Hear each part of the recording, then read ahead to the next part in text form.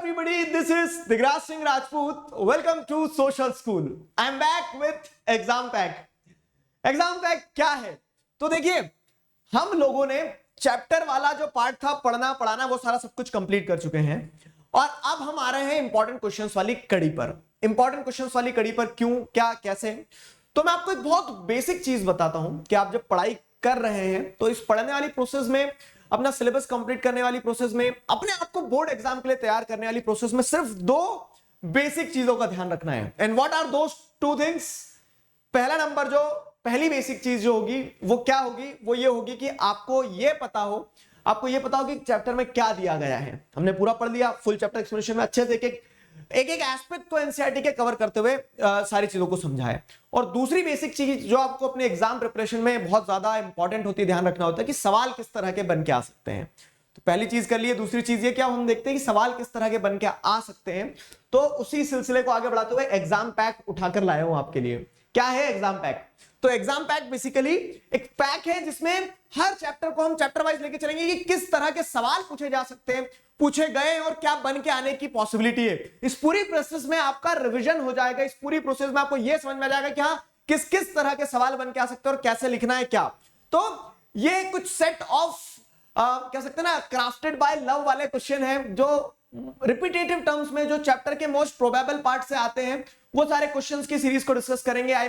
I assume कि आप लोगों ने पुराने जो एग्जाम पैक के वीडियोस बने हुए कुछ चैप्टर के ऑलरेडी मैं पहले बना चुका था, वो चेक कर लिए हैं।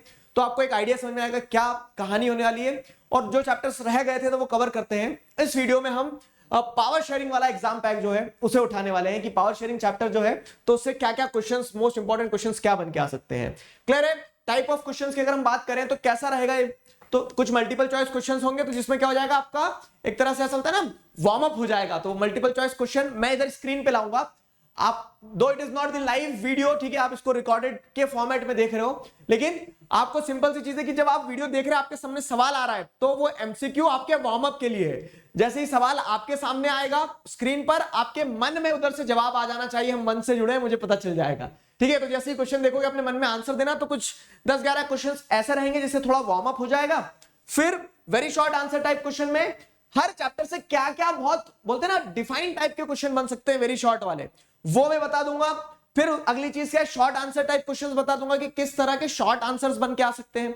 फाइन। तो यहां पे आपको एक स्ट्रक्चर मिलेगा, मतलब टेम्पलेट मिलेंगे कि आंसर्स में देखो ये पॉइंट डाल लेना। अब आप इज एंड द आर ये सब अपने हिसाब से अपने वर्ड्स में स्ट्रक्चरिंग कर सकते हो आंसर की। जो ढांचा होगा वो ढांचा मैं देते चलूंगा आंसर में। तो शॉर्ट आंसर टाइप क्वेश्चंस और लॉन्ग आंसर टाइप क्वेश्चंस, तो ये सारा मटेरियल रहेगा। स्टार्ट करते हैं।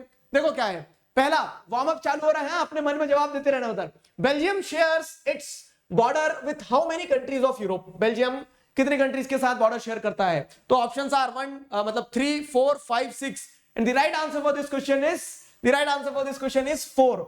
तो रिकॉल करो कि हाँ, बेल्जियम और ये सारा कंपोजिशन पढ़ रहे हैं। तो बेल्जियम में क्या हो रहा है, बेल्जियम फ्रांस के साथ भी, डेनमार्क के साथ भी, लक्समबर्ग के साथ भी और लक्समबर्ग जर्मनी के साथ भी, ठीक है, इन सारी कंट्रीज के साथ में क्या करता है, बेल्जियम अपनी बॉर्डर शेयर करता है। 4 कंट्री हो गए। ध्यान आया?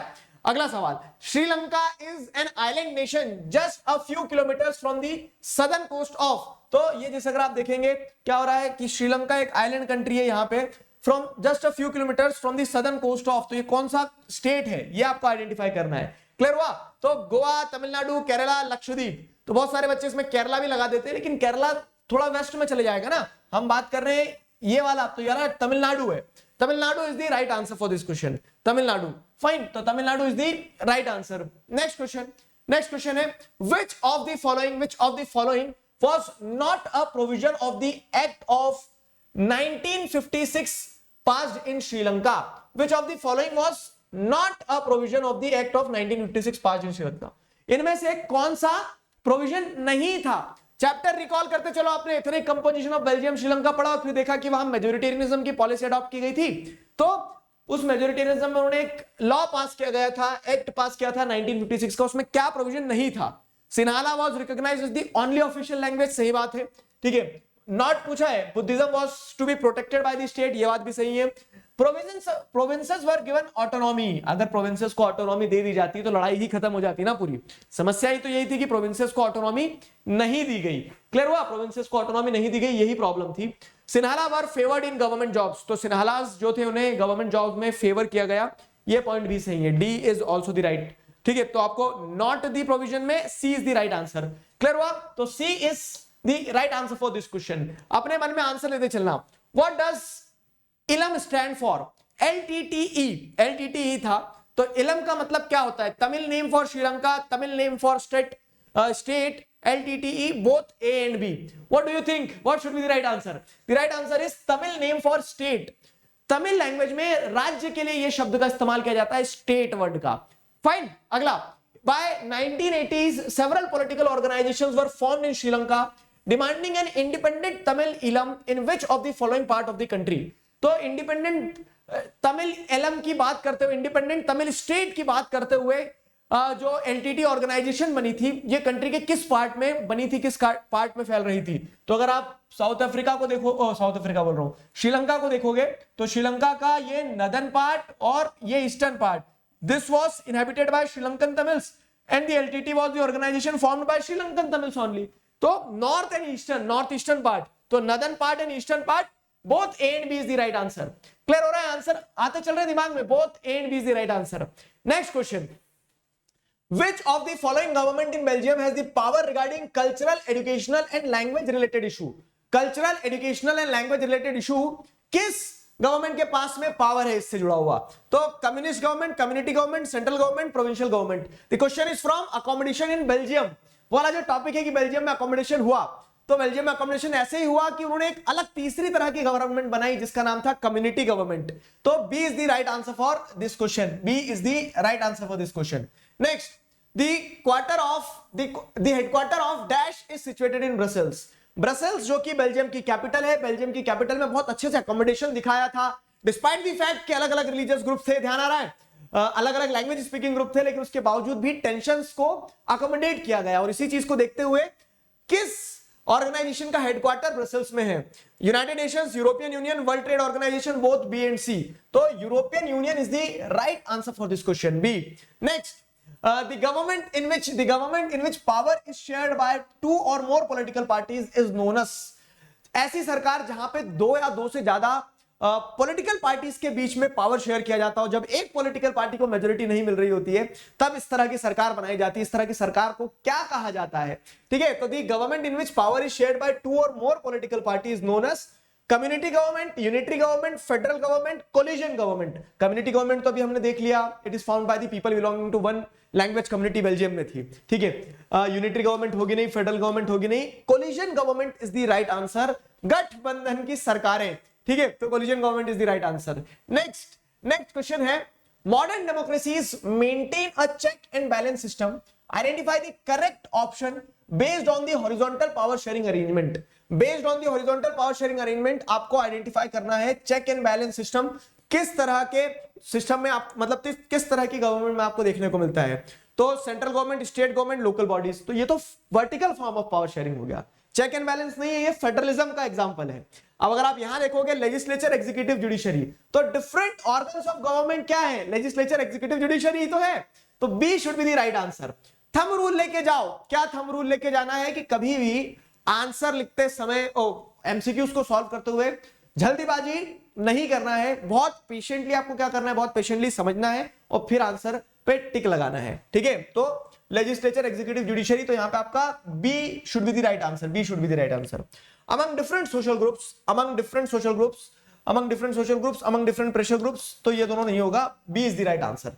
Next, there are countries in which the constitution clearly lays down the powers of different levels of government, this is called। ठीक है, तो ऐसी मतलब आप जहां पे आप क्या देख रहे हैं कि पावर जो है क्लियरली ले डाउन कर दी जाती है। ठीक है, कॉन्स्टिट्यूशन जो है क्लियरली पावर ले डाउन करता है different levels of government. Vertical form of power sharing की बात करें, सेंट्रल लेवल, स्टेट लेवल और लोकल लेवल पे, तो ऐसे सिस्टम को क्या कहा जाएगा? यू माइट थिंक कि ये थोड़ा सा चैप्टर 2 से नहीं लग रहा है क्वेश्चन। 2 और 1 का एक पार्ट ओवरलैप होता है फेडरलिज्म वाला। ठीक है, तो यूनिटरी डिवीजन ऑफ पावर नहीं होगा, फेडरल डिवीजन ऑफ पावर होगा, जहां पे कंट्री क्लियरली स्पेसिफाई करती है पावर्स। तो B should be the right answer. Legal division नहीं होगा, अथॉरिटेरियन डिवीजन नहीं होगा, तो B is the right answer. Fine, इसी नोट पर हमारा वार्म अप खत्म हुआ। Are you guys feeling energetic? ठीक है, कितने आपके जो क्वेश्चंस हमने डिस्कस करे इनमें से कितने क्वेश्चन आपके सही गए एकदम परफेक्ट? एमसीक्यूज में, तो आप कितना रिकॉल कर पाए थे वो बताना। अब हम आते हैं कि कैसे कैसे क्वेश्चन बन सकते हैं। देखो, तो अगर हम बात करें वेरी शॉर्ट टाइप क्वेश्चन जो होंगे, तो very short answer type question में यहाँ पे जो ऐसा है ना कि वर्ड पर क्वेश्चन बन सकते हैं, वर्ड पर एक एक चीज को डिफाइन करने को पूछा जा सकता है। वो कहां से आएंगे क्वेश्चन? तो वो क्वेश्चन आएंगे जैसे पहला ethnic. What do you understand by ethnic? हमने देखा कि श्रीलंका में, बेल्जियम में अलग अलग एथनिक ग्रुप्स है। तो एथनिक ग्रुप मतलब क्या है कि शेयर्ड कल्चर के बेसिस पर जब आप एक कॉमन आइडेंटिटी क्रिएट करते हो, it can be basis of religion, it can be on the basis of language, it can be basis on the basis of race, तब आप क्या बनाते हो? तब उसे आप एक एथनिक ग्रुप बनाते हो। तो what do you understand by ethnic? तो a social division based on shared culture, people belonging to the same ethnic group believe in their common descent because of similarities of physical type or of culture or both. They need not always have the same religion or nationality. Ethnic का मतलब क्या है? बड़ा simple, बड़ा सीधा, बड़ा सटीक है कि people belonging to the same ethnic group believe in their common descent because of the similarities of physical type of culture और बहुत, ठीक है। तो जब लोग अपनी एक शेयर्ड कल्चर के बेसिस पे एक शेयर्ड आइडेंटिटी बनाना चालू कर देते हैं तो वो एथनिक होता है। कहां कहां से सवाल आ सकता है? तो जैसे एक एथनिक ये कीवर्ड बना के क्वेश्चन पूछा जा सकता है। दूसरा क्वेश्चन जो कीवर्ड के फॉर्म में आ सकता है इस चैप्टर से, वो मेजोरिटेरियनिज्म पे आएगा। इनफैक्ट आप में से मेजोरिटी बच्चों के पीरियोडिक टेस्ट वाले एग्जाम में मेजोरिटेरियनिज्म आया होगा। What do you understand bye majoritarianism? तो आईएसएम लगा मतलब आइडियोलॉजी है, सिंपल सी चीज, 9C सीख गए थे। तो एक बिलीफ, एक आइडियोलॉजी, जहां पर आप क्या देख रहे हैं, जहां पर आप ये मान के चल रहे हैं कि मेजोरिटी कम्युनिटी जो है ना, मेजोरिटी कम्युनिटी के पास पावर होना चाहिए to rule over the country, ठीक है, in whatever way they want. मतलब मेजोरिटी कम्युनिटी जैसा भी चाहे वो उस तरह से रूल करे कंट्री के ऊपर। माइनॉरिटीज का क्या होगा? तो माइनॉरिटीज के इंटरेस्ट को डिसरिगार्ड कर देंगे, मतलब माइनॉरिटीज का कुछ भी होता रहे, मेजोरिटी रूल करना चाहिए, ठीक है। तो majoritarianism is a belief, majoritarianism is a belief that the majority community should be able to rule in a country in whichever way it wants by disregarding the wishes and needs of the minority, ठीक है। तो by disregarding the wishes and needs of minority, ये majoritarianism का idea होता है। समझ गए? Next क्या है देखो, very short answer type questions. Very short answer type questions की अगर मैं बात करूं तो very short answer type questions में क्या है? सिविल वॉर है और कम्युनिटी गवर्नमेंट है। सिविल वॉर है और कम्युनिटी गवर्नमेंट है। तो सिविल वॉर ये मतलब ऐसे कीवर्ड्स है जिन पे क्वेश्चन बन के आ सकते हैं। सिविल वॉर की अगर हम बात करें तो सिविल वॉर में क्या होता है कि ऐसी सिचुएशन वहां पे लोग जो है आमने सामने लड़ बैठे। कहां? तो देश के अंदर ही लड़ बैठे। तो a tense situation where the war like situation occurs due to the conflict between the people within the country. अब ये देखो, ये आंसर का एसेंस वही है जो मैंने आपको बताया, बस अपने वर्ड्स में आप लिखना चाहो लिख सकते हो, सिंपल। तो आपको एसेंस पकड़ना होगा। रोट, अब आप बोलोगे सर आप ये नोट्स दे दोगे हमें? हाँ नोट्स तो दे दूंगा मैं, लेकिन क्या आप हर एक चीज रट के जाओगे? कितना रटोगे? आपके पास सिर्फ सिविक्स नहीं है, 4 बुक है सोशल में ही, और सिर्फ सोशल भी नहीं है, मैथ्स भी है, साइंस भी है, हिंदी भी है, इंग्लिश भी है, और कुछ कुछ और हैवी ड्राइवर्स होते हैं उनका एडिशनल सब्जेक्ट भी है। तो रटना नहीं है, चीजों को समझो और अपने शब्दों में लिखने का प्रयास करो, सिंपल। तो सिविल वॉर में क्या हो जाएगा? War like situation within the country. तो a violent conflict between opposing groups within a country that becomes so intense that it looks like that it looks like ठीक है, that it looks like a war, ठीक है। एक ऐसी situation, एक violent situation जहां पे देश में अंदर ही लोग लड़ रहे हैं, जिसके चलते ऐसा लगता है कि ये वॉर टाइम पीरियड में है हम कहीं ना कहीं, ठीक है। वो हो गया कम्युनिटी गवर्नमेंट। कम्युनिटी गवर्नमेंट अगला पॉइंट आया। तो what do you understand bye community government? Community government से मतलब सिंपल है बेल्जियम के कंटेक्स्ट में, कि जब आप क्या कर रहे हो, व्हेन यू आर बेल्जियम के कंटेक्स्ट में सिंपल इतना लिखना है आपको क्या, कि the government formed by the people belonging to one language group। मतलब फ्रेंच स्पीकिंग की अलग एक सरकार है, जर्मन स्पीकिंग की अलग एक सरकार है, और डच स्पीकिंग की अपनी अलग एक सरकार है। तो कम्युनिटी गवर्नमेंट मतलब क्या है? The government formed by the people belonging to one language community as it was practice in the Belgium. बाकी इन जनरल क्या है कि जब एक कम्युनिटी एक स्पेसिफिक सेक्शन अपनी कोई गवर्नमेंट बनाता तो वो कम्युनिटी गवर्नमेंट कहलाती है, ठीक है। तो community government is elected body by the people belonging to one language, one culture और एनी वन कॉमन प्रॉपर्टी। मतलब कोई एक कॉमन बेसिस होना चाहिए, no matter wherever they live. This was experimented in Belgium. Belgium में experiment करा था, community government बनाई थी। समझ गए? तो ऐसे में आपको वेरी शॉर्ट की हिंट देते चल रहा हूं कि कहां से सवाल आ सकता है। अब क्या है, एक जो वेरी शॉर्ट में आ सकता है डिफाइन टाइप में, वो आ सकता है क्या? Coalition government. What do you understand by coalition government? तो कोलिजन गवर्नमेंट क्या है कि when single party is not able to secure majority in the elections, तो 2 और more than 2 political parties come together to form the government and share power. Power sharing में ही आप पढ़ रहे हो ना, what are the different forms of power sharing? ध्यान आ रहा है? तो different forms of power sharing में जैसे अगर आप देखोगे तो different forms of power sharing में क्या देखने को मिलता है कि power is shared among different political parties. Political parties कैसे पावर शेयर करती है, तो आधी आधी कुर्सी पे बैठ जाते हैं क्या दो लोग प्राइम मिनिस्टर की, नहीं, वो ऐसे शेयर करते हैं पावर कि सरकार जो बनाते हैं बोलते हैं कि तुम प्राइम मिनिस्टर बन जाओ, मैं क्या बन जाता हूं, होम मिनिस्टर बन जाता हूं। तो इस तरह से आपको समझना होगा कि कोलिजन गवर्नमेंट क्या होता है, जब एक पार्टी के पास क्लियर मेजोरिटी नहीं होती है तो दो और दो से ज्यादा पॉलिटिकल पार्टीज के बीच में जब पावर शेयर होती है वो कोलिजन गवर्नमेंट कहलाती है।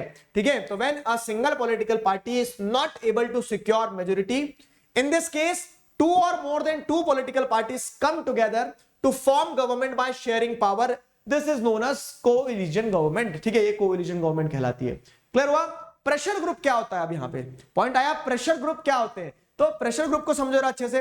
तो प्रेशर ग्रुप एक तरह से क्या है, आप जैसे देखेंगे power is shared among different political parties and pressure group, तो all those sections which directly or indirectly influences the functioning of government, जैसे ट्रेड यूनियन हो गई है सब, क्या ये प्रेशर ग्रुप है। फार्मर्स का जो ग्रुप हो गया तो ये प्रेशर ग्रुप है, which are influencing the policies of the government को उनको सोच के अपनी पॉलिसीज बनाना पड़ती है, वो चीज है यहाँ पे। ठीक है, तो pressure groups are those organisations that attempt to influence the policies of the government to safeguard their own interest. ठीक है, तो जब ग्रुप्स क्या करते हैं, गवर्नमेंट की पॉलिसी को इन्फ्लुएंस करने के लिए एक साथ आते हैं तो प्रेशर ग्रुप्स कहलाते हैं। एग्जांपल जैसे ट्रेड यूनियन बताया मैंने आपको।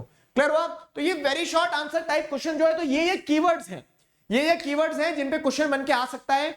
एंड ठीक है, मुस्कुरा देना if you have seen any such type of question, ये जो हमने 6 वेरी शॉर्ट आंसर के कीवर्ड्स उठाए, ऐसा कुछ भी आपने अगर अपने एग्जाम में देखा होगा तो बताना कमेंट सेक्शन में। तो इस तरह से आया। ठीक है, पीरियोडिक टेस्ट में you people might have seen these type of questions. अब बात करते हैं शॉर्ट आंसर टाइप क्वेश्चन में। तो देखो मैंने क्वेश्चंस वैसे सेट किए हैं, मतलब खुद बैठ के ऐसे सेट करता हूं मैं कि चैप्टर के हर टॉपिक को कवर कर लें। ठीक है, अब हर टॉपिक को कवर कर लें तो उसमें क्या होता है, उसमें कहां से 3 नंबर के आ सकते हैं सवाल, तो आपको ऐसा देखने को मिल जाएगा कि शॉर्ट आंसर के क्वेश्चंस कुछ शुरुआत के टॉपिक से, कुछ पीछे के टॉपिक से शॉर्ट आंसर में डाल दिए। लॉन्ग आंसर में फिर ऐसा होगा कि कुछ शुरुआत के टॉपिक से, कुछ पीछे के टॉपिक से। तो कहां से कैसा सवाल बन के आने पॉसिबिलिटी है वो मैं अपने एक्सपीरियंसेस के बेसिस पर डालते चल रहा हूं। अब यह है कि ये क्वेश्चन 3 नंबर में पॉसिबिलिटी ज्यादा है, यही क्वेश्चन को घुमा के 5 में भी पूछ सकते हैं। ठीक है, तो लास्ट में सिमिलर क्वेश्चंस में मैं आपको हिंट देते चलूंगा। ठीक है, तो उस तरह से ध्यान रखिएगा। क्या ध्यान रखिएगा कि 3 नंबर 5 नंबर में कैसे बन के आ सकता है सवाल। बाकी मैं ये कोशिश करूंगा कि पूरे चैप्टर में किन किन एरिया से सवाल आ सकते हैं वो आपको हिंट देते चलूं। यहां पे दूसरी चीज इंपॉर्टेंट है, इसे समझ लेना बहुत अच्छे से। क्या होता है कि सवाल होता है बहरूपिया। सवाल होता है बहरूपिया मतलब कि मैंने फॉर एग्जाम्पल यहां लिख दिया what is the complex ethnic composition of Belgium in terms of percentage each language spoken there। ठीक है, तो ये क्या है, आपको लैंग्वेज स्पोकन के हिसाब से बताना कि बेल्जियम में एथनिक कंपोजिशन क्या है। ठीक है, ये एक तरीका हुआ। यही सवाल दूसरे तरीके से पूछ लो अगर मैं आपसे कि write a short note on the ethnic composition of the Belgium. ठीक है, explain the ethnic composition of Belgium, what are the different groups, language speaking groups which are there in Belgium. तो सवाल किसी भी तरह से आ सकता है, सवाल बहरूपिया होता है। आपको एसेंस समझ में आना चाहिए कि बेल्जियम का एथनिक कंपोजिशन पूछ रहे हैं, बस इतना पता है तो दनादन आप लिखते चले जाओगे। ठीक है, तो ये सवाल पहला यही है, चैप्टर के टॉपिक के स्टार्टिंग में आप देखोगे एथनिक कंपोजिशन दोनों बेल्जियम का और श्रीलंका का पूछा जा सकता है और पूछा गया है over the period of time. इस चैप्टर से ये फेवरेट टॉपिक हो जाता है, बेल्जियम का और श्रीलंका का एथनिक कंपोजिशन बताओ क्या लिखेंगे। तो मैं आपको एक ढांचा देते चल रहा हूं, अगेन आई एम रिपीटिंग, ये पॉइंट्स आपके लिए ढांचा है। नोट्स मिल जाएंगे वहां पे टेलीग्राम चैनल पे मैं डाल दूंगा, नोट्स मिल जाएंगे आपको। ठीक है, आप नोट्स आसानी से क्या कर सकते हो, डाउनलोड कर सकते हो। लेकिन आपको एक चीज ध्यान रखना है कि आपको रटना नहीं है, आपको एक आइडिया मिलेगा, अपने शब्दों में लिखना आंसर। मैं आपसे यही एम्फेसिस करूंगा, अभी भी एग्जाम में बहुत समय, आज भी आप अपने शब्दों में आंसर लिखना चालू करेंगे तो believe me by the end of the year, और वी कैन से जब आपके एग्जाम आसपास आने वाले रहेंगे, प्रीबोर्ड्स में आप फील करोगे कि आप आंसर लिख पा रहे हो। जो समस्या रहती है ना कि सर समझ सब आगे लिख नहीं पा रहे हैं, तो जब तक आप तैरने के लिए समुद्र में मत जाओ, स्विमिंग पूल में चले जाओ, स्विमिंग पूल में उतरोगे नहीं, आप तैरना सीखोगे कैसे। तो जब तक खुद से लिखना चालू नहीं करोगे कैसे आप खुद से लिख पाओगे, दैट इज द पॉइंट। ठीक है, तो यहां अगर जैसे हम देखें तो what is the complex ethnic composition of Belgium in terms of percentage each language spoken there.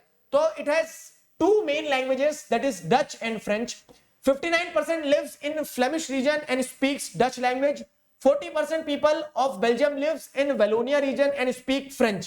Remaining 1% speak German. ठीक है, तो ये आपने एक बता दी एथनिक कंपोजिशन क्या, 59% फ्लेमिश रीजन में रहते हैं, डच भाषा बोलते हैं, वेलोनिया रीजन में रहते हैं। ठीक है, 40% of the people of Belgium lives in Wallonia region and speak French. बचे कुछ 1% लोग जो फ्रेंच मतलब जर्मनी की तरफ जिनकी बॉर्डर है वो जर्मन लैंग्वेज बोलते हैं। तो ये आपने एथनिक कंपोजिशन बता दिया। अब थंब रूल क्या है? शॉर्ट आंसर टाइप क्वेश्चन जो है 3 नंबर के आते हैं नॉर्मली। तो 3 नंबर के क्वेश्चन में थंब रूल यहां पे ध्यान रखना, 3 नंबर के क्वेश्चन है, मिनिमम 3 पॉइंट आपको दे के आना है। ठीक है, ये गांठ मान लो इस चीज की कि जितने नंबर का सवाल है उतने पॉइंट बनाना है हमें। ठीक है, तो in the capital city Brussels 80% people speak French while 20% speak Dutch. अब यही सवाल 5 में आ गया तो आप क्या कर दोगे? उल्टा कर दोगे। तो उल्टा कर दोगे इन द सेंस कि डेटा नहीं बदल देना है, कि आपने जो लिख रहे हो उसमें आप और थोड़ा सा एक्सपैंड करते चले जाओगे, आई शुड से एक्सपैंड करते चले जाओगे। तो अब जैसे आप यहां देख रहे हैं कि क्या हो रहा है, ये लिखोगे आप क्या कि जो कंट्री में मेजोरिटी में वो कैपिटल में माइनॉरिटी में, जो कैपिटल में माइनॉरिटी में है डच, वो कंट्री में मेजोरिटी में 59% पॉपुलेशन। अब 3 नंबर में ये सब लिखने की जरूरत नहीं है, लेकिन अगर यही सवाल 5 में आ गया, ठीक है, समझ रहे हो ना, कुछ बच्चे ये प्रॉब्लम लेकर आते हैं कि प्रॉब्लम ये है सर, समझ सब आ रहा है, लिखते भी आ रहा है, लेकिन बस वो वहां फंस जाते हैं कि वही आंसर 3 में कैसे लिखे, वही आंसर 5 में कैसे लिखे। तो वो वहां पर फिर आपको 5 में इर्द गिर्द की चीजें इंक्लूड कर लेना होती है। तो पॉइंट्स अपने दिमाग में रखना, किस तरह से, जिस तरह से एक योद्धा अपने पास हथियार रखता है, जरूरत जब पड़ती है जो हथियार की, वो हथियार निकाल के फिर हमला कर देता है। तो आपको भी पेपर के ऊपर ऐसे ही टूटना है। ठीक है, समझ में आया? तो the minority French speaking people are more rich and powerful than the Dutch speaking people and this created the tension. तो अब सवाल इससे और एसोसिएटेड क्या सकते हैं कि what created the tension in Belgium. तो आप लिख सकते हैं एथनिक कंपोजिशन, और आप ये लिख सकते हो कि माइनॉरिटी स्पीकिंग ज्यादा रिच और इन्फ्लुएंशियल है और जो मेजोरिटी में है वो उतने रिच और इन्फ्लुएंशियल नहीं है। So at times this created the situation of tension in Belgium. तो बेल्जियम के एथनिक कंपोजिशन और उससे जुड़े हुए सवाल क्या क्या आ सकते हैं, क्लियर हुआ? अब ऐसे अगर हम देखें तो एथनिक कंपोजिशन का सवाल श्रीलंका के केस में भी आ सकता है। क्या कि simple describe, explain, write a short note, किसी भी सेंस में। ठीक है, what are the different linguistic groups which are there in Belgium, Sri Lanka. ठीक है, तो कैसे भी सवाल आए, एसेंस सही रहेगी कि आपको श्रीलंका का एथनिक कंपोजिशन ध्यान रखना है। ठीक है, ये रहा सवाल आपके सामने। सवाल क्या है देखो, तो the major social group in Sri Lanka are Sinhala speakers 74% and the Tamil speakers. ठीक है, तो the major social groups in Sri Lanka are Sinhala speakers and Tamil speakers. तो सिन्हाला स्पीकर्स 74% है, तमिल स्पीकर्स 18% है। तो ये दो मेजर क्या है, ये दो मेजर आपको क्या देखने को मिल जा रहे हैं, ये दो मेजर आपको लिंग्विस्टिक ग्रुप्स देखने को मिल जाएंगे। मेजर सोशल ग्रुप जो है वो श्रीलंका के कौन कौन से हैं, Sinhala speakers and Tamil speakers है। क्लियर हो गया, सिन्हाला और Tamil speakers. Among Tamils there are 2 sub groups, Sri Lankan Tamils और the Tamil natives of Sri Lanka. ठीक है, या और Indian Tamils whose forefather came from India as a plantation worker during the colonial period. अब देखो, एक मैं आपको बहुत बोलते ना हार्श रियलिटी बता रहा हूं, मैं जो पढ़ा रहा हूं जरूरी नहीं कि यही आए। क्यों? क्योंकि पॉसिबिलिटी इतनी होती, क्वेश्चन कहीं से भी बन के आ सकता है। लेकिन मैं आपको एक चीज जरूर वादा कर सकता हूं कि हम एक पैटर्न तो समझ ले, एक अप्रोच तो समझ ले कि कैसे हम कवर कर सकते हैं चीजों को, है कि नहीं? तो वो ध्यान रखना, जैसे सवाल हर जगह से बनने की पॉसिबिलिटी है। इंडियन तमिल्स क्या होते हैं बताओ? तो इंडियन तमिल्स वो तमिल्स हैं, वो तमिल स्पीकिंग ग्रुप है श्रीलंका के, जो वहां के नेटिव नहीं है, जिनके फोरफादर्स प्लांटेशन वर्कर्स की तरह इंडिया से लाए गए थे। तो क्वेश्चन हर सेट पे बन सकता है। बस ये है कि आपने अगर एक बहुत कंसंट्रेटेड वे में पढ़ाई करी है तो आपको फिर कहीं से भी सवाल पूछने बेफिक्र रहना है। ठीक है, तो यहां पे क्या है, among Tamils there are 2 sub groups, Sri Lankan Tamils, Indian Tamils. Indian Tamils जो है तो वो इनके फोरफादर इंडिया से आए थे, श्रीलंकन तमिल जो श्रीलंका के ही थे नेटिव। ठीक है, तो जो 18% तमिल स्पीकर है उनका बाइफर्केशन 13 और 5 में है, ऐसा फाइन। अब उसके बाद most of the Sinhala speaker जो बुद्धिस्ट है, most of the Tamil speakers are either Hindus और मुस्लिम्स। तो 3 पॉइंट बनाना आप ऐसे बना सकते हो। ठीक है, ये हो गया। उसके बाद में क्या है, the Christians are about 7% who are both Tamil and Sinhala. अब यहाँ पे एक बहुत बड़ा स्कैम उजागर कर रहा हूं। बहुत सारे बच्चे ऐसे सोचते हैं कि हाँ 74% तो ये हो गए हमारे सिन्हाला, 18% तमिल, 7% क्रिश्चियन, तो ये हो गया सर 99। 1% कहां गए? और वो 1% ढूंढते ढूंढते पूरी 10th निकल जाती, लेकिन नहीं मिलते हैं। ठीक है, तो यहाँ पे अप्रोच ही गलत है। क्या अप्रोच गलत है समझना, बहुत अच्छे से बता रहा हूं ये पॉइंट में आपको। क्या हो रहा है कि 74% और 18% ये जो परसेंट दिए गए हैं, these are on the basis of language. ठीक है, तो लैंग्वेज स्पीकिंग ग्रुप जो है वो बताए गए कि सिन्हाला से, तमिल से। कितना हुआ 74 और 18, आप देखोगे तो ये हो गया 74 और 18 आई गेस 92। ठीक है, अब ये 92% क्या क्या लैंग्वेज बोलती है, सिन्हाला और तमिल बोलती है। ठीक है, 8% ग्रुप ऐसे भी हो सकते हैं जो ट्राइबल लैंग्वेज बोल रहे हो, कोई दूसरी भाषाएं बोल रहे हो। ठीक है, तो वो लैंग्वेज के बेसिस पे 92% का ही प्रपोर्शन दिया गया है। और ये जो 7% दिया गया है, ये रिलीजियस बेसिस पर दिया गया है कि रिलीजियस बेसिस पर कंट्री की मेजोरिटी पॉपुलेशन सिन्हाला है, जरूरी नहीं कि 74% पॉपुलेशन का धर्म सिन्हाला हो, सॉरी धर्म बुद्धिस्ट हो, ठीक है। 74% सिन्हाला स्पीकर्स है तो उसमें से मेजोरिटी बुद्धिस्ट है। कुछ सिन्हाला भाषा बोलने वाले लोग क्रिश्चियन भी हो सकते हैं, हिंदू भी हो सकते हैं, मुस्लिम भी हो सकते हैं, समझ रहे हो। तो वो रिलीजन के बेसिस पे अलग परसेंट दिया है, देना ही नहीं चाहिए था वैसे, लेकिन दिया है तो अब समझो। तो क्या बताया जा रहा है कि धर्म के आधार पर अगर आप लोग देखोगे तो बुद्धिस्ट है, वहां पर मुस्लिम है और क्रिश्चियन भी है। तो क्रिश्चियन जो है तो क्रिश्चियन 74% में भी आते हैं और क्रिश्चियन जो है 18% में भी आते हैं। मतलब ये 7% क्रिश्चियन जो है either they are Sinhala speakers और Tamil speakers, whereas most of the Tamil speakers are Hindu, Muslim and some proportion is Christians। और दूसरा अगर आप देखोगे तो जो सिन्हाला स्पीकर्स है वो बुद्धिस्ट है और कुछ क्रिश्चियंस भी सिन्हाला स्पीकर्स है। तो वो लैंग्वेज के हिसाब से आपको 92% ही बताया है, उसको 7 को उसके साथ मत जोड़ा करो, समझ गए। फिर 1% मत ढूंढा करो। चलो नहीं भी समझे तो बोल दो कि सर कोई जरूरत ही नहीं समझने की इस टाइप से। तो ये आपको मैंने एथनिक कंपोजिशन वाला एरिया बता दिया जहां से सवाल बन सकता है। अगला क्या है, give reason why power sharing is desirable, and this is one of the most desirable question, ठीक है, from the side of teachers. क्यों? क्योंकि सीधा क्वेश्चन पूछा जाता है मॉरल रीजन क्या है, प्रूडेंशियल रीजन क्या है। देखो अब समझा रहा हूं मैं आपको, आगे मैं आपको सिमिलर क्वेश्चंस वाला एक सेट बताऊंगा तो उसमें आपको समझ आएगा कि एक ही टॉपिक पे कितने सवाल बन सकते हैं। Why power sharing is desirable, एक मॉरल रीजन, प्रूडेंशियल रीजन दे दिया आपने, और फिर ऐसा पूछा जाएगा कि give 3 prudential reasons, give 3 moral reasons why power sharing is desirable. तो शॉर्ट आंसर में क्या हो रहा है, शॉर्ट आंसर में किसी एक पार्ट पे मॉरल और प्रूडेंशियल में से अगर मॉरल पे पूछ डाला कि बताओ what are the 3 reasons why power sharing is, what is the moral reason behind power sharing. समझ रहे हो ना पॉइंट क्या है, तो उस पॉइंट को ध्यान में रखना। तो why power sharing is desirable, एक प्रूडेंशियल रीजन, एक मॉरल रीजन है, ठीक है। प्रूडेंशियल रीजन में क्या लिखोगे, तो it helps to reduce the possibility of conflict between different social groups. Prudential reason ये है कि जब आप पावर शेयर करते हो तो अलग अलग डिफरेंट ग्रुप्स जो हैं उनके बीच में टेंशन ना हो, वो आप इंश्योर कर लेते हो। प्रूडेंशियल मतलब समझदारी भरा। जब आप पावर शेयर कर दोगे तो वो आपस में लड़ेंगे नहीं। क्यों? क्योंकि दिखती बात है, एक घर में अगर 2 बच्चे हैं, दोनों बच्चे को बराबर अधिकार दिए गए, बराबर पावर दी गई, तो बच्चे क्यों लड़ेंगे। अब बड़े भाई को ज्यादा प्रिविलेजेस है तो छोटे भाई वैसे ही खूंखार होते हैं, ठीक है, तो वो लड़ना स्वाभाविक है। तो यहां पे क्या लिखना है, सिंपल सी चीज है, प्रूडेंशियल रीजन में it helps to reduce the possibility of conflict between different social groups. It is a good way to ensure political stability of political order. कैसे? जब पावर शेयर कर दोगे तो दूसरे ग्रुप्स आपस में लड़ेंगे नहीं, तो सरकारें आराम से चलती रहेंगी, कोई सिविल वॉर जैसी सिचुएशन नहीं होगी श्रीलंका जैसी, ठीक है, वो चीज हो जाएगी। ठीक, उसके बाद में क्या है, imposing the will of majority community over others may look like an attractive option in short run, but in the long run it undermines the unity of nation. और अगर पावर शेयर नहीं कर रहे, मेजॉरिटी डोमिनेट कर रही है, तो वो शॉर्ट रन में तो आपने दबा लोगे, लेकिन कब तक दबाओगे, एक दिन वो फूट पड़ेंगे। तो शॉर्ट रन में मेजॉरिटी की विल इंपोज करना ठीक लगती है, लेकिन लॉन्ग रन में कंट्री यूनाइटेड नहीं रहेगी, एक ना एक दिन विद्रोह होगा ही होगा और कंट्री टूट जाता है, ठीक है। तो वो केस यहाँ पे प्रूडेंशियल रीजंस का। तो व्हाई प्रूडेंशियल रीजन, ठीक है, give the prudential reasons for power sharing. तो यहाँ पे आपने प्रूडेंशियल रीजन में 3 पार्ट बता दिए। समझ रहे हो ना, क्वेश्चन किस तरह का आ रहा है उस हिसाब से आपको आंसर लिखना रहेगा। मॉरल रीजन की अगर बात करें हम, ठीक है, तो मॉरल रीजन में क्या है, power sharing is the very spirit of democracy. Moral reason क्या है कि अगर आप डेमोक्रेसी की बात कर रहे हो तो डेमोक्रेसी में power sharing is the very basic spirit of democracy, ठीक है। Power sharing is the very spirit of democracy, ये मॉरल रीजन हो गया। People having the right to be consulted on how they are to be govern, ठीक है, लोग जो रहते हैं तो people have the right to be consulted कि उन्हें कैसे गवर्न किया जाए, समझ रहे। तो people have the right to be consulted on how they are to be govern. तो this becomes a moral reason. Moral reason ये कि अगर आप पावर शेयर नहीं करोगे, जिन लोगों के ऊपर आप रूल करने की कोशिश कर रहे हो या फिर जिन लोगों को आप एडमिनिस्टर कर रहे हो, गवर्न कर रहे हो, उनके पास तो पावर होना चाहिए ना कि वो किसे सरकार चुने नहीं चुने, ये सारी चीजें। तो इसके लिए मॉरल रीजन एक ये हो गया। अगला क्या है, a legitimate government is one where citizens through participation acquires stake in the system. तो मॉरल रीजन है कि ये भी होता है कि एक लेजिटिमेट गवर्नमेंट यानी कि एक ऐसी गवर्नमेंट जिसको लोग रिस्पेक्ट करें, तो रिस्पेक्ट तभी करेंगे जब वो उनके द्वारा चुनी जाएगी। बहुत सारे बच्चे पूछते हैं सर लेजिटिमेट गवर्नमेंट क्या होता है, तो legitimate government which have the legitimacy.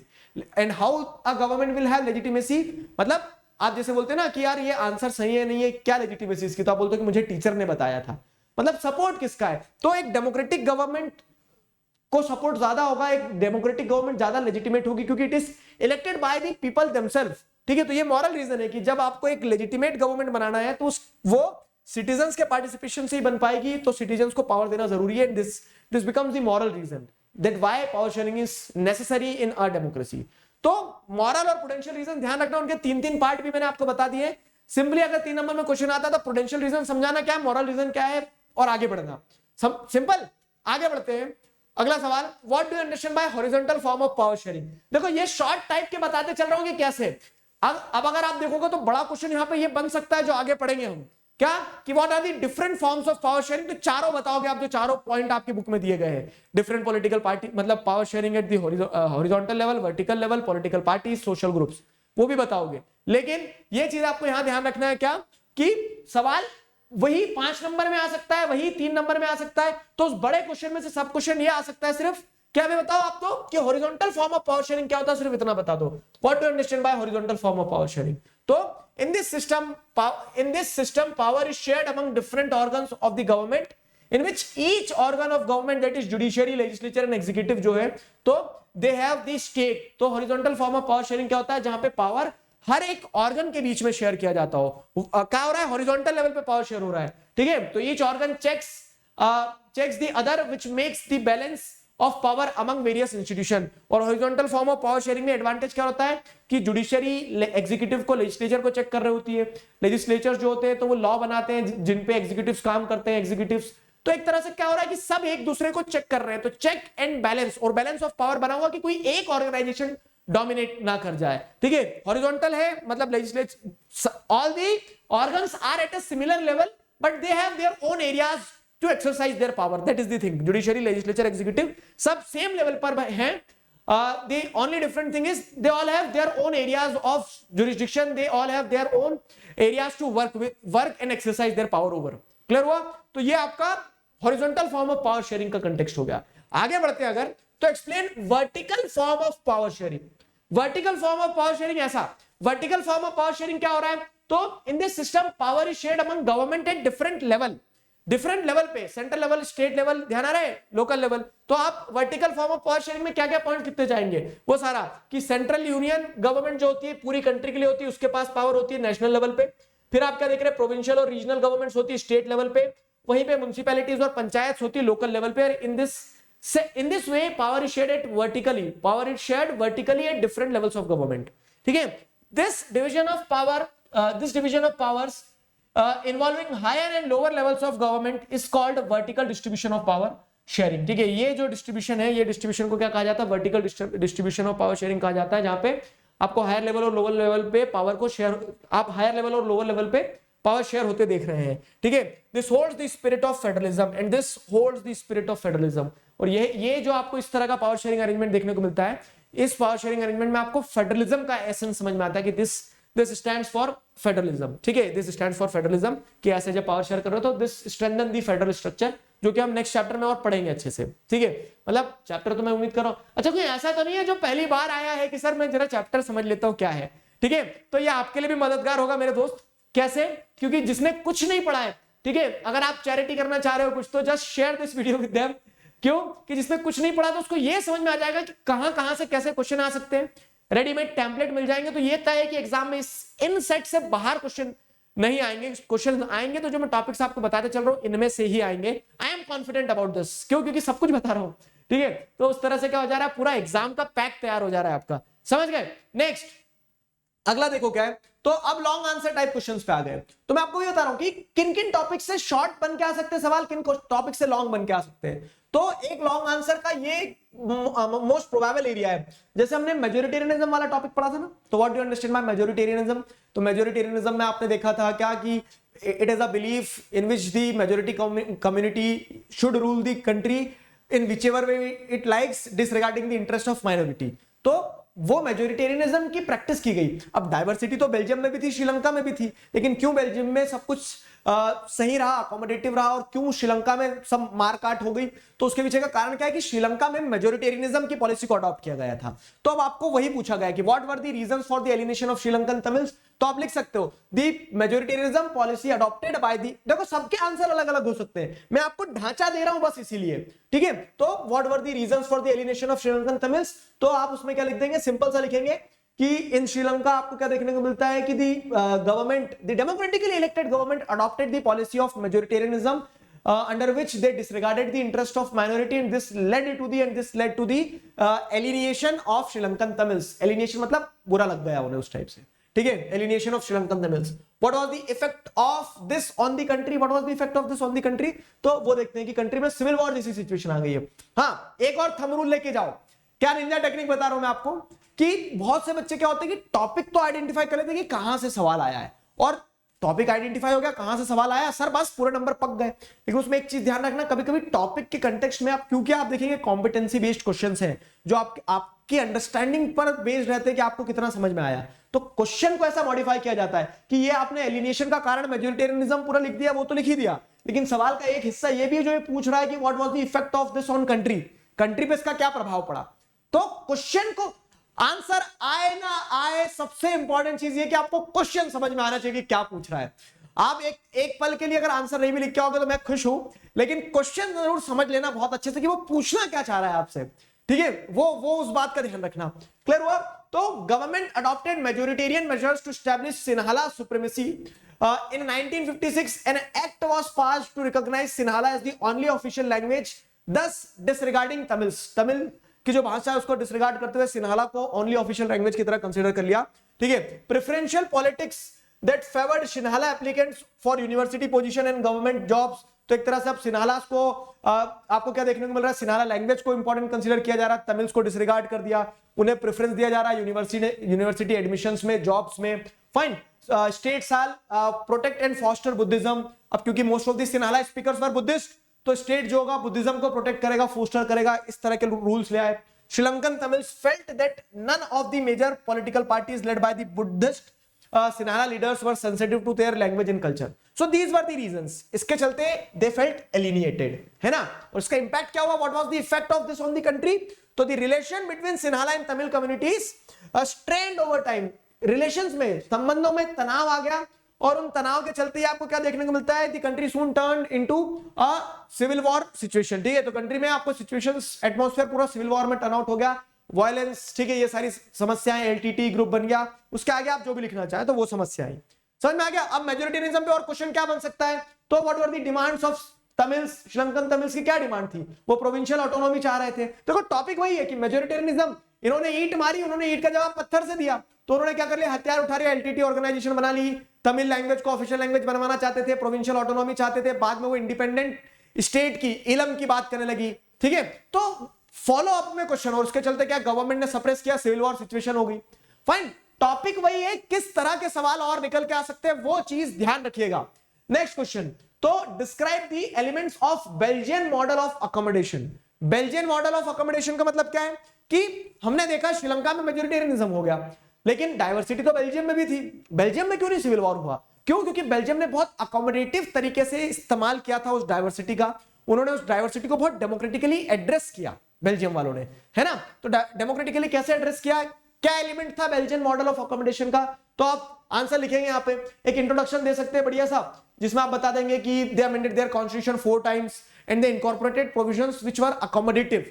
क्या अकोमोडेटिव प्रोविजंस डाले? तो सबसे पहले उन्होंने क्या बोला कि नंबर ऑफ डच और फ्रेंच स्पीकिंग मिनिस्टर जो रहेंगे इक्वल रहेंगे दोनों ही गवर्नमेंट में, स्टेट गवर्नमेंट हो या सेंट्रल गवर्नमेंट हो, इररिस्पेक्टिव ऑफ द फैक्ट कि डच मेजोरिटी में है, फ्रेंच माइनॉरिटी में कंट्री में, उन्होंने दिया डच और फ्रेंच स्पीकिंग मिनिस्टर बराबर रखो। अब जब मिनिस्टर्स बराबर, तो दोनों कम्युनिटी को ऐसा लगता है कि यार हमारी सरकार है, ठीक है। अब क्या हो रहा था श्रीलंका में? श्रीलंका में केस यही हुआ कि मेजोरिटी में कौन चले गए? मेजोरिटी में चले गए सिन्हालास। तमिल्स को ऐसा लगता था हमारी सरकार ही नहीं है, क्यों? क्योंकि सिन्हाला लीडर्स तमिल्स के बारे में सोचते नहीं थे। अब यहाँ पे सरकार में ही जब बराबर बराबर मिनिस्टर्स होंगे तो दोनों पक्ष को ऐसा लगेगा कि सरकार में दोनों उनके आदमी है, समझ रहे हो ना। तो ऐसे आपको वो जो चारों पॉइंट है एलिमेंट के, वो डालना रहेंगे। The number of Dutch and French speaking ministers shall be equal in the central government. Central government में आपको क्या देखने को मिल रहा है? नंबर ऑफ डच और फ्रेंच स्पीकिंग मिनिस्टर जो है वो बराबर बराबर है। Fine, state are not made subordinate to the central government. State जो है तो they will have their own powers, ठीक है, they will not act subordinate to the central government. State की अपनी पावर होगी, सेंट्रल गवर्नमेंट की अपनी पावर होगी। तो ऐसा नहीं है कि वेलोनिया रीजन और फ्लेमिश रीजन में कोई भेदभाव हो रहा है, दोनों की अपनी अपनी पावर्स रहेंगी, ठीक है। ये दूसरा अकोमोडेटिव प्रिंसिपल था। तीसरा क्या है कि ब्रसेल्स जो कि कैपिटल सिटी थी, तो अब जब क्या हो रहा है, सेंट्रल गवर्नमेंट पे बराबर बराबर मिनिस्टर रहेंगे, तो उन्होंने बोला कि सिटी लेवल पे भी जो ब्रसेल्स कैपिटल सिटी है, कैपिटल सिटी की जो गवर्नमेंट होगी, तो वहां पे भी क्या होगा, both the communities have equal representation. तो चाहे कंट्री की बात हो, क्योंकि कंट्री में डच मेजोरिटी में थे, लेकिन कैपिटल सिटी में तो फ्रेंच मेजोरिटी में थे, तो कहीं भी कोई भी मेजोरिटी में सरकार दोनों जगह बराबर बराबर लोगों की होगी, ये चीज हुई। ठीक है, चौथा पॉइंट जो उन्होंने अकोमोडेशन के लिए किया वो क्या किया, तो the third kind of government community government बनाई गई। ठीक है, third type of government community government बनाई गई, जहां पे people belonging to one language community, मैंने बताया था ना, तो वो कम्युनिटी गवर्नमेंट बनाई गई और कम्युनिटी गवर्नमेंट को पावर दी गई, power regarding the cultural, education and language related issues. तो अब क्या होगा कि फ्रेंच स्पीकिंग पॉपुलेशन का कल्चर, उनके एजुकेशन, उनके लैंग्वेज से जुड़ा हुआ कोई भी डिसीजन है ना, वो ना स्टेट गवर्नमेंट ले रही है ना सेंट्रल गवर्नमेंट ले रही है, वो उनकी कम्युनिटी गवर्नमेंट ले रही है। तो कम्युनिटी गवर्नमेंट जब डिसीजन ले रही है तो इसका फायदा क्या है कि अब दिखती बात है कि अगर कोई कल्चर में चेंज आ रहा है तो वो कम्युनिटी गवर्नमेंट ले रही है, जिसे फ्रेंच के लोगों ने ही चुना है, फ्रेंच लोग ही उसमें होंगे। तो भैया तुम्हारी भाषा वाले लोगों ने किया, तुम्हारी भाषा जो बोलते थे वही लीडर्स थे, तो अब उसमें ऐसा नहीं कि कोई भेदभाव हो रहा है। ठीक है, तो जो कल्चर, एजुकेशन और लैंग्वेज रिलेटेड इश्यूज होगा उन पर निर्णय लेने के लिए एक तीसरी तरह की सरकार कम्युनिटी गवर्नमेंट बना दी है। सो कंक्लूजन में लिख सकते हो, तो these were the arrangements made which proved to be accommodative in nature and due to which the tensions between the French and the Dutch speaking community got resolved। समझ गए? तो इस तरह से आपको ये आंसर 5 नंबर में लिख के आना, और फिर देखते जरा कौन नंबर काटता है। ठीक है, कहीं से कहीं तक नंबर नहीं कटेंगे। पॉइंट, अगली चीज क्या है, what are the different forms of power sharing in modern democracies, give an example of each of these. अभी हमने जो शॉर्ट आंसर में डिस्कशन किया था, शॉर्ट आंसर टाइप क्वेश्चंस में, तो मैंने आपसे हॉरिजॉन्टल और वर्टिकल बताए, है ना। तो अब क्या होगा कि ये एक ऐसा सेट ऑफ टॉपिक है जिसके अंदर से क्वेश्चन भी बन सकते हैं 3-3 नंबर में, और अपने आप में एक प्रचंड रूप से 5 नंबर का क्वेश्चन भी बन के आ सकता है। तो इंट्रोडक्शन दे सकते हो आप, क्या आपकी इंट्रोडक्शन ये दे दोगे कि we are living in a modern democracies. एक इंसान के पास अब निर्णय नहीं होता, अब पावर नहीं होती निर्णय लेने की, तो उस कारण से क्या है कि मतलब एक इंट्रो ऐसा चला जाएगा आपका। तो considering this, in democracies power sharing is very essential and there are various forms of power sharing arrangements। ठीक है, तो different forms of power sharing क्या क्या है, तो वहां पे these are the different types of power sharing arrangement with example लिखा है, तो example लिखते चलना, ये आया आंसर। तो power sharing among different organs of government, तो उसमें आप बताओगे कि horizontal form of power sharing है, मतलब ये एक्सप्लेन आपको करना रहेगा। मैं वही कह रहा हूं, मैं आपको ढांचा दे रहा हूं आंसर का, ठीक है, उसके अंदर फिलिंग आप करते चलना, क्योंकि रिवीजन भी करवा दिया, चैप्टर भी पढ़ा दिया।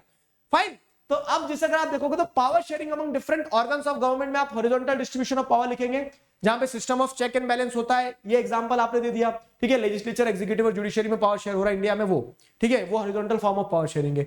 Vertical form of power sharing में आप क्या लिखोगे, तो vertical form of power sharing में power is shared among different levels, तो फेडरल डिस्ट्रीब्यूशन ऑफ पावर कहा जाएगा, vertical distribution of power. This form of power sharing, power is shared at the different levels of government, example federal government of USA, India, कुछ भी लिखना चाहो आप, ठीक है, वो पॉइंट लिखते चलना। Power sharing among different political parties, groups and movement, तो आप क्या देखते हो कि जैसे पॉलिटिकल पार्टीज, ग्रुप्स और मूवमेंट जो होते हैं, प्रेशर ग्रुप्स वगैरह होते हैं, इनके साथ पावर शेयर की जाती है। एग्जांपल में आप लिख सकते हो कि जैसे कोलिजन गवर्नमेंट बनती है, एनडीए की बनी थी पहले, यूपीए की पहले गवर्नमेंट बनी थी हमारी कंट्री में, तो वो एग्जांपल लिख सकते हो आप, दे फॉर्म कोलिजन गवर्नमेंट, दस एंड दस शेयर पावर।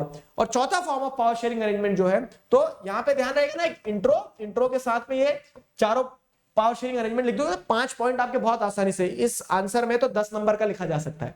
ठीक है, power sharing among different social groups, तो जैसे क्या होता है कि reservation for schedule caste, schedule tribe is one of the example of how power is shared among different social groups. तो in a democracy, specially in multi ethnic society, power is also shared among social school नहीं है, social school आता है हर दफा, ठीक है, तो social groups such as religious and linguistic groups, community government is an example. ठीक है, community government is an example, यहां पे आप लिख सकते हो। जैसे बेल्जियम में कम्युनिटी गवर्नमेंट के बीच में पावर शेयर किया जाता था, जैसे हमारी कंट्री में रिजर्वेशन दिया जा रहा है। So this is one of the example of sharing of power among different social groups. तो these are the power sharing arrangements, simple, सटीक, टू द पॉइंट। फाइन, तो और ऐसा भी नहीं कि बहुत जलेबी बनाना है, लिखे जा रहे हैं आंसर, टू द पॉइंट लिखो, क्योंकि आगे और भी करना है, एक आंसर ही नहीं आ रहा है क्वेश्चन में बस। ठीक है, होता है, देखो एक और मैं आपको वो बताता हूं गलती, इस गलती से बचना, क्या कि बहुत से बच्चों को ऐसा रहता है, कि उन्हें पता है, क्या उन्हें यह पता है कि ये आंसर मुझे बहुत अच्छे से आता है, तो जो लिखना चालू करते हैं इतना लिखते हैं कि दिल खोल के लिखते हैं उस पर, वो गलती मत करना। ठीक है, उस चीज का विशेष ध्यान रखना है कि लिमिटेड ही लिखना, ठीक है, जितना पूछा उतना ही लिखना, क्योंकि आगे के क्वेश्चंस को भी एड्रेस करना है। Fine, so these were all probable set of questions which can be asked in your question. इन तरह के सवाल आ सकते हैं आपके पेपर में। तो इन तरह के सवालों पे ध्यान देते हुए, कवर करते हुए चलना सारी चीजें, ठीक है। इन तरह के सवाल आ सकते हैं। मैं उम्मीद करता हूं कि आपको चैप्टर रिवाइज हो गया होगा, सारे मोस्ट प्रोबेबल क्वेश्चन समझ में आ गए होंगे, इंपॉर्टेंट क्वेश्चंस। अब जैसे सिमिलर क्वेश्चंस कुछ और मैं बता रहा हूं कि थोड़े से ट्विस्ट करके जो आते हैं, मैंने बताया सवाल बहरूपिया है, तो जैसे आ गया compare the situation of Belgium and Sri Lanka considering location, size and cultural aspect.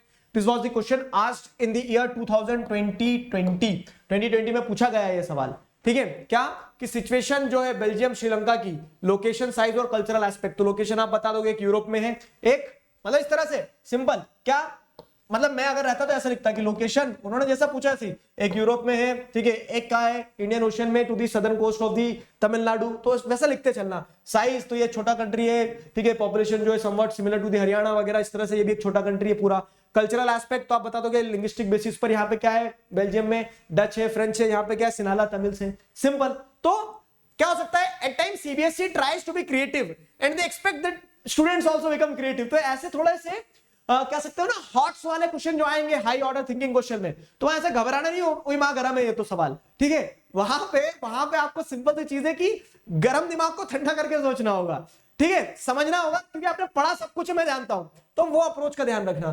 फिर क्या है, sharing of power makes a country more powerful and united. Do you agree with this statement and why?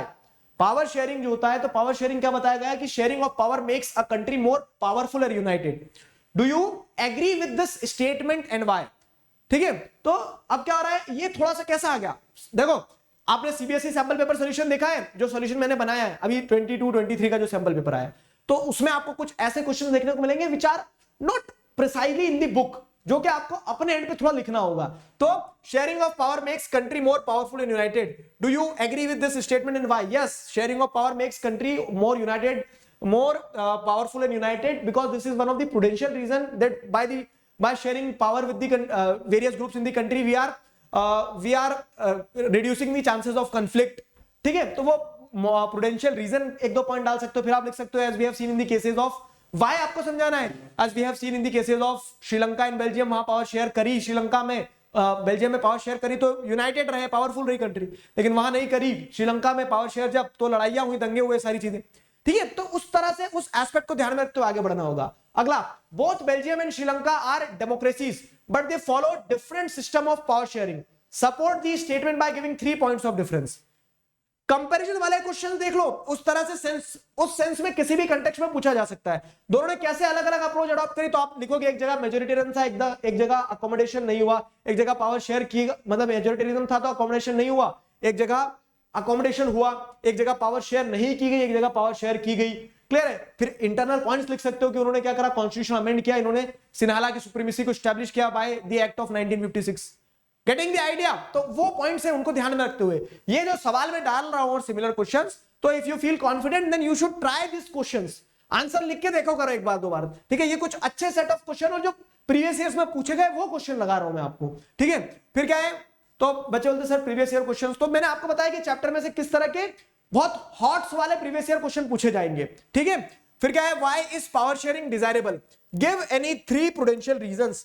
अभी मैंने डिस्कस कर रहे थे कि power sharing क्यों डिजायरेबल है, मॉरल प्रूडेंशियल रीजन तो है ही, अब प्रूडेंशियल भी उठा के 3 पूछ दिया, तो कंटेंट वही है, कंप्रेस और स्ट्रेच करते आना चाहिए, डिस्कस करा था हमने, आगे लिखना है आंसर, ट्राई करना लिखने का।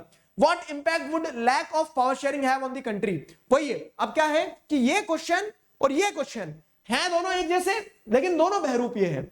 What impact would lack of power sharing have on the country? तो अगर आप पावर शेयर नहीं कर रहे हो तो क्या इंपैक्ट होगा कंट्री में, आपको क्या देखने को मिल रहा है, concentration of power into the one community, it might be majority community, majoritarianism होगा, कन्फ्लिक्ट्स होंगे, सिविल वॉर वाली सिचुएशन होगी। तो अगेन ओपन एंडेड, ठीक है, थोड़ा सा क्या है अंडरस्टैंडिंग बेस्ड, और आपको सेल्फ एनालाइज करके लिखना होगा, उस टाइप का क्वेश्चन रहेगा ये, समझ गए। तो ये पूरी कहानी थी, I hope you people enjoyed it. So this was the chapter. Similar questions के साथ मैंने आपको पूरे probable questions, important question discuss करवा दिए। अगर आपने सिंसियरली इन सारे टॉपिक्स को समझा और क्वेश्चन से रिलेट करते चले, तो ये गारंटीड है कि इस चैप्टर से कहीं तो नंबर कट के दिखा दे, ठीक है, ठीक है। तो ये हमारी कहानी यहाँ पे खत्म होती है। और अगली इंपॉर्टेंट चीज, बहुत ज्यादा इंपॉर्टेंट चीज मैं आपको बता रहा हूं, क्या कि if you are watching this video before this date, मतलब अगर आप बाद में बोलो सर मैं तो बाद में वीडियो देख रहा हूं, तो फिर कमेंट सेक्शन में मत लिखना कि मैं बाद में देख रहा हूं वीडियो, ठीक है। I will be visiting Patna, Patna academy centre में मैं रहूंगा, and I invite you all, this is the first meetup जहां पर हम लोग मिल सकते हैं, कुछ मैं सुनूंगा आपकी, कुछ सुनाऊंगा। तो 30 तारीख को 5 बजे I will be there. If you are from Patna, just fill the Google form given in the description. इस गूगल फॉर्म को फिल कर दीजिएगा so that we get the confirmation कि आप आ रहे हैं और we can make arrangement for you people. ठीक है, तो मिलते हैं पटना में, तब तक अपना ध्यान रखिए। ठीक है, तब तक अपना ध्यान रखिए। 30 तारीख 5 बजे, save the date and time. अगली स्पेशल क्लास की अगर हम बात करें तो स्पेशल क्लासेस होती है जहां पर आप अपने एजुकेटर्स के साथ में इंटरैक्ट कर सकते हैं, डिस्कस कर सकते हैं चीजें। ठीक है, अनअकैडमी ऐप पर। तो आज एक स्पेशल क्लास है 10 बजे, वो ये इंटरैक्टिव सेशन होगा मीटअप के ऊपर, अनसेट के ऊपर, और एक बैच आने वाला है उमंग, जिसकी अभी आपको आगे जानकारी देता हूं, उसके बारे में है। ठीक है, तो ये उमंग बैच की अगर हम बात करें तो उमंग बैच क्या है? This is the crash course batch for class 10th board exam.